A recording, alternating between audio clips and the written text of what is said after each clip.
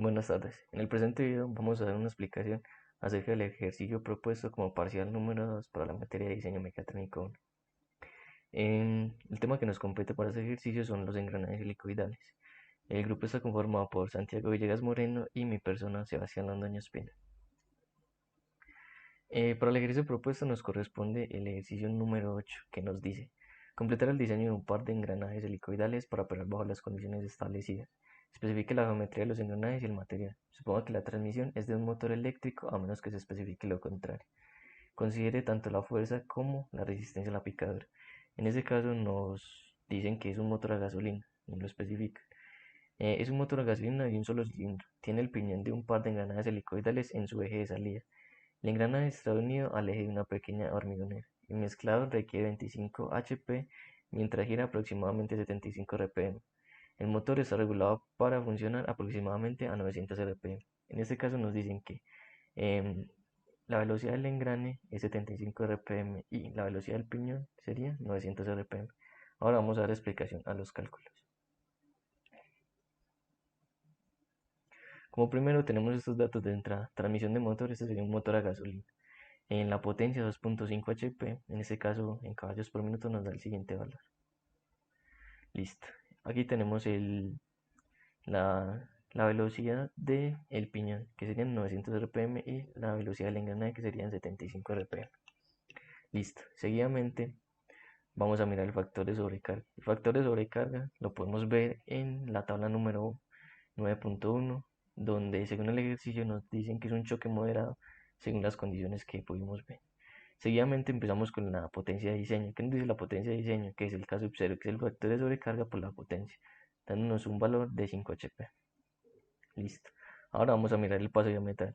El paso diametral también se mira en una de las figuras, en la figura 9.11, donde tenemos una potencia de diseño de 12 y un M de 4, según lo que nos dan los datos y lo que nos arrojan. En este caso lo que necesitamos es saber la potencia y los RPM del piñón. Y aquí también hallamos la potencia de el paso diametral normal, que ese es el que nos va a servir para la simulación. Listo. Entonces en este caso asumimos un número de dientes del piñón que pues lo que nos pareció como más aceptable es poner 20 dientes para el piñón. Y por ahí derecho hallamos los dientes para el engrane grande. En este caso nos dio un valor de 240 según las fórmulas. Ahora vamos a mirar el diámetro de paso para el piñón, que nos dio un valor de 1.667. En este caso, ¿cómo se halla? ¿Qué sería? El número de engranajes del piñón sobre el paso diametral. Y lo mismo hallamos para el paso diametral. El diámetro de paso para el engrane grande, que serían de 20 listo. Seguidamente vamos a mirar la distancia entre centros, que es el número de, el número de engranajes del piñón más el número de dientes del piñón más el número de dientes del engrane, que tendría 120 más 40 y dividido 2 por la potencia de diseño, dándonos un valor de 10.83, que este también va a ser un valor importante. Listo, ahora vamos a ver la velocidad lineal de paso, que nos dio este valor que serían 393 pies por minuto. Carga transmitida, que este es un valor importantísimo que nos va a arrojar a la hora de hacer la simulación, que sería de 210 libras. Este valor sería el paso axial, que en este caso tenemos un ángulo de hélice de 25 grados y un ángulo de presión normal de 20 grados. Estos datos de aquí los asumimos según algunos valores que el profesor nos recomendó que más o menos tuviéramos estos valores. Listo, dándonos un valor de paso axial de 0.53. El ancho del piñón, la F, en este caso esta fórmula la encontramos del libro de Mott, porque estamos mirando algunos ejemplos de algunos ejercicios y establecían que la F era 2 por el paso axial. Entonces procedimos a hallar el paso axial y a multiplicarlo por 2 y dándonos esto el ancho del piñón.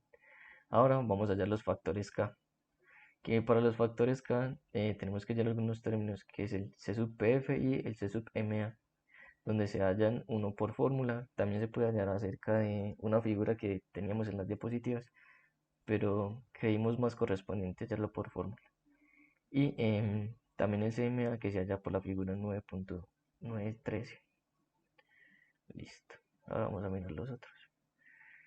Entonces aquí tenemos el factor K sub m. Ahora tenemos el factor del tamaño K sub s, que en este caso era con una tabla, que era la tabla 9.2. En este caso nos decía, si el paso diametral era mayor de 5 y el m era menor que 5, entonces el K sub s era de 1. Entonces nos cumplían esos datos, ya que nuestra potencia de diseño es de 12 y nuestro m es de 5. No, nuestro m es de, como lo vemos en esta tabla de acá, nuestro m es de 4, entonces nos cumplía ese parámetro. Ahora seguidamente empezamos con el factor K sub b, que en este caso también se veía según la tabla número 9.5 y dándonos un valor de 1.2.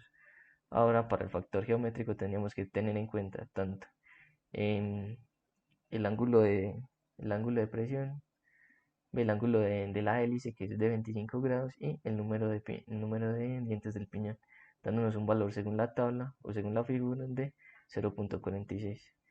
Ahora tenemos que hallar el factor de espesor de la llanta K sub b, que la vemos en una figura según el libro de Mott. Listo, entonces seguidamente hallamos los esfuerzos, donde tenemos el esfuerzo o sea, ya después de haber hallado todos los factores K, podíamos hallar el esfuerzo F sub P, según todos los factores K que ya hemos hallado anteriormente. Entonces esto fue lo que nos dio. Listo, ahora seguidamente seguimos con el factor geométrico, que nos dio un valor de 0.5 según la tabla 10.1. Listo.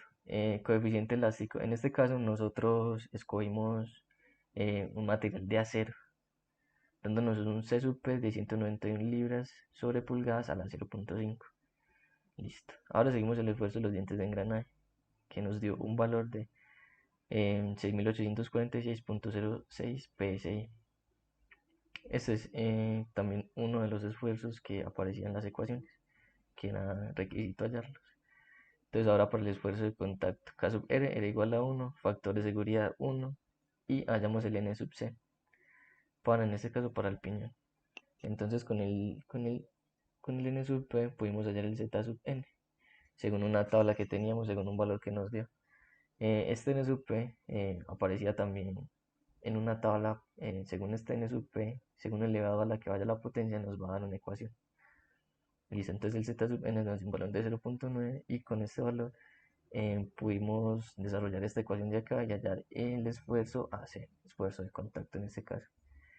Listo, entonces ahora tenemos el par torsional, que nos dio 175 libras por pulgadas, ángulo de presión transversal, que nos dio un valor de 21.88 grados, y estas fuerzas que también vamos a ver que en la simulación van a ser muy importantes a la hora de corroborar esos datos, porque a la hora de hacer la simulación nos van a arrojar estos valores que vemos a continuación, que es tanto la fuerza radial como la fuerza axial, que nos dan cada uno de estos valores. Ya hallamos el H requerido, que nos dio 141.5, donde nos dice que va a ser un acero laminado en caliente 1040. Y aquí damos por terminada la explicación de las ecuaciones y procedemos a la simulación. Gracias. Empezaremos con la simulación. Primero debemos insertar los ejes donde van a ir los engranajes. Aquí le vamos a definir un color solo para la visualización.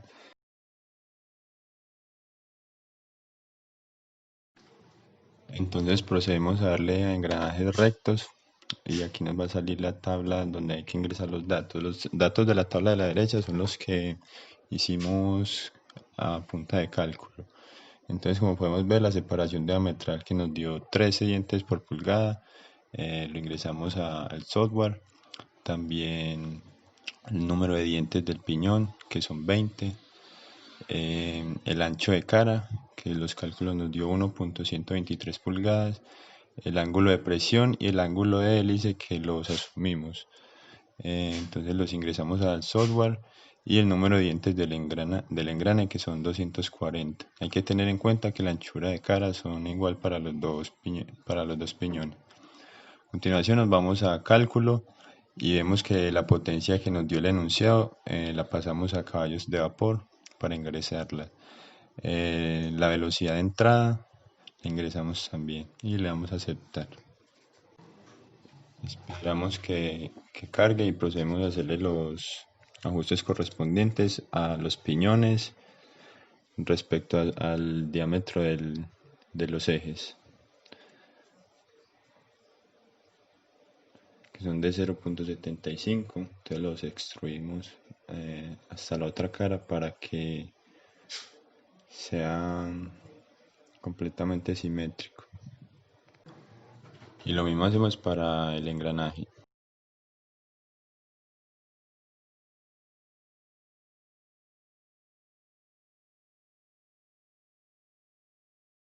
Entonces cuando ya están los dos orificios, vamos a cambiar el material para que se vea mejor en la simulación. Aquí.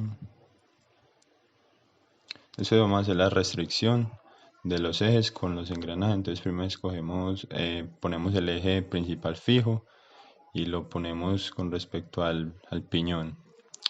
Aquí le ponemos para que quede simétrico. Y lo mismo hacemos para el otro eje, teniendo en cuenta que el otro eje no está fijo por el momento.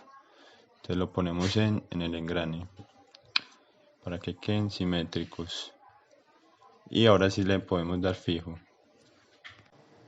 Le decimos al engrane que sea flexible y ahora sí procedemos a hacer la simulación. Nos va a salir la tabla y vemos que las revoluciones están bien. Le ponemos la velocidad, los datos 900 RPM son 5400 grados por segundo y vemos cómo simula. Vemos los movimientos que hacen los piñones.